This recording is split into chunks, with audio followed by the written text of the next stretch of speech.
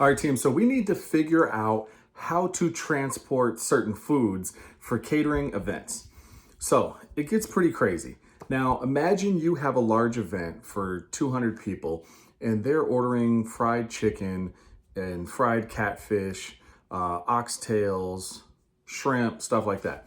Now, obviously, you can cater any type of food, but it's very difficult to make sure that you heat up this food and transport it successfully for that scale of people.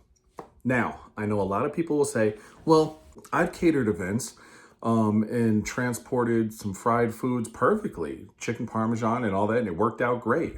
Well, that usually will work out for an event 20, 30 people because you can make it right before you run out the door and then transport it and get it there and serve it right away, and it's still hot and ready and juicy. Breading is all perfect and clean and put together nice. Well, let's think about when you have like 2, 3, 400 people and you need to make over 1,000 pieces of fried foods. It's impossible.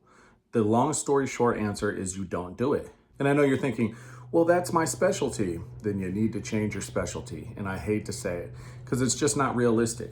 If you have 500, 600 pieces of fried food that needs to go out, you're going to be stacking these on top of each other after you cook them.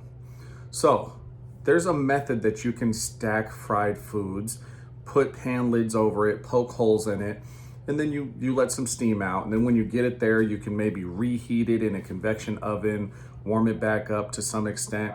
But that's not the play you're trying to do. You have to change it. There's no successful fried foods in catering at all. It just doesn't exist. Now, can you make it happen catering fried foods? Yeah, you can make it happen. But is that the goal? Are we really trying to cater something that's going to be very difficult? Do we like bad odds? We don't like doing things where we're taking bad odds in our favor. Because again, if you have large events, which are what pays the bills, yeah, of course you can cater a small event with some fried foods, but we don't pay the bills off of small events. We pay the bills off of large events. So those large events, you typically want them to be baked chickens. You want them to be grilled chickens, grilled meats, slow roasted beefs, even salmons.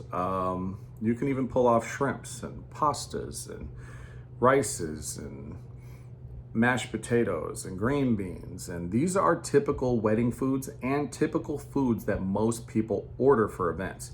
So as much as you want to stay within your niche, the niches don't always create riches.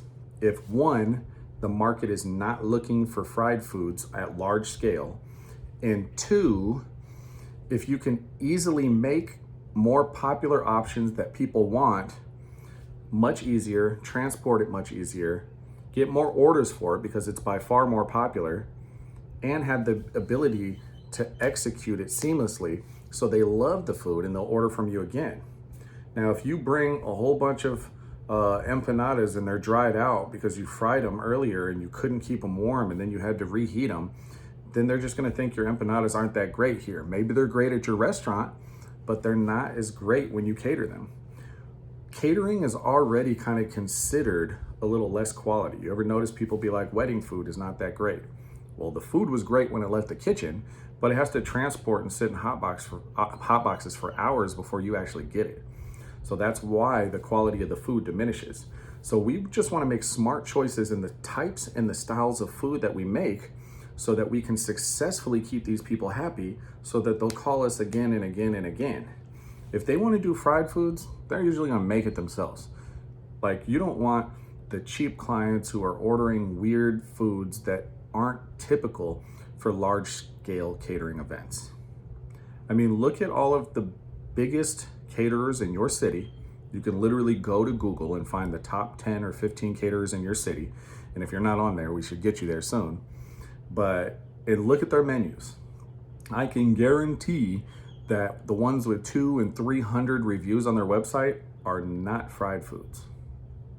It's true. It's because it's difficult to accomplish successfully.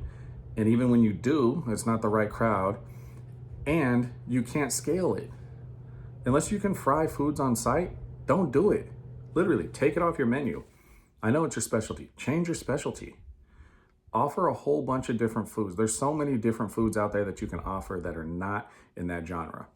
And it's literally the best way to do it.